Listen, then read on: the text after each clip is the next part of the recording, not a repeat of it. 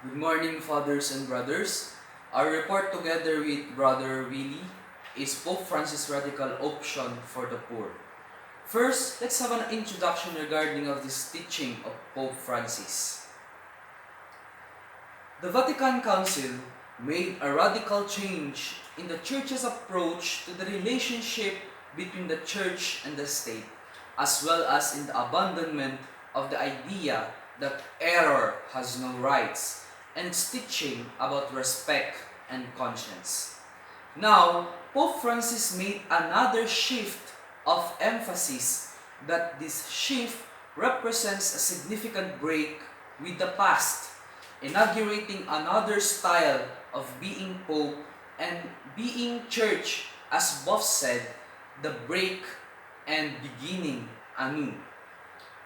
Pope Francis' Apostolic Exhortation Evangelii Gaudium that was issued on November 24, 2013 addresses to the representatives of the variety of movements called popular movements. This presents Christians with what he calls his dream. This document be a kind of manifesto of what he stands for, aiming to see the life of Christians in and out of the Church and to continue their crucial work of empowering poor and marginalized people in their struggle for peace. In the same way, Pope Francis' option for the poor means living and thinking with the people. Various models have been proposed for interpreting the roadmap of Pope Francis. The English-speaking world has tended to appraise the pontificate of Francis in terms of pastoral aggiornamento, inspired by the traditional principles of church social doctrine, even while pointing out to more radical aspects of Pope's assessment of current economic and political models. Another analyst emphasized the Pope's promotion of a process of renewal by means of reforms that will change the church modes of operation. Whether these reforms are the fruits of radical Christian thought or a long series of decisions based on radical realism.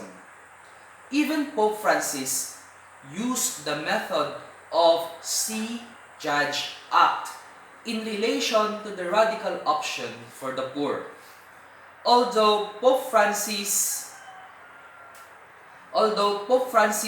like his predecessors, makes good use of the Church's social doctrine, this traditional teaching should not be confused with the broader horizon to be found out in his theological pastoral option. This option took shape in the midst of the people's movements and ecclesial communities of the 1960s, and above all, as a result of the theological pastoral debates concerning the reception of the social teaching of the Second Vatican Council and the Latin American context. Francis did not practice the discernment focused on social morality that is characteristics of social Catholic doctrine that is based on Libertatis Concertia number 72 and Solicitudo Rei Socialis number 41.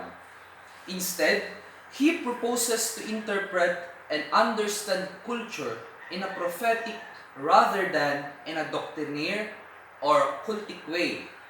And he establishes the praxis of Jesus as a principal norm for all theological pastoral thought and practice.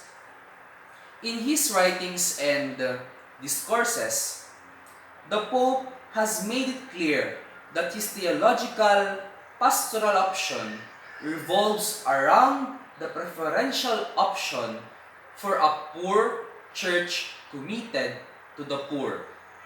Before issuing any judgment, whether theological or magisterial, Francis confronts us with the reality of situation as demonstrated in Laudato Si number 17.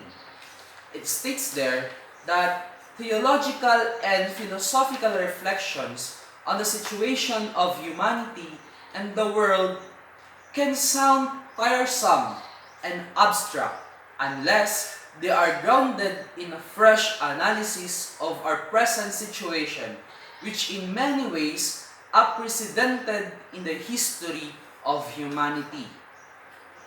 Such an encounter with reality will prevent us from falling into what he calls abstract spiritualism and give us birth in us to a consciousness of pain.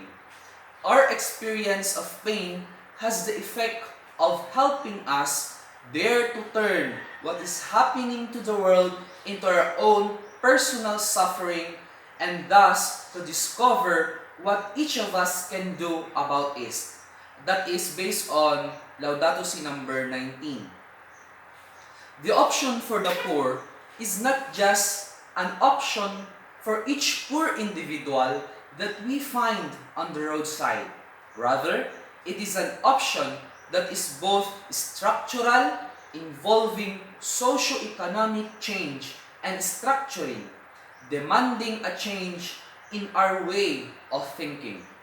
It is an option that undertakes the defense of the planet from the position of those most vulnerable to and most affected by its destruction.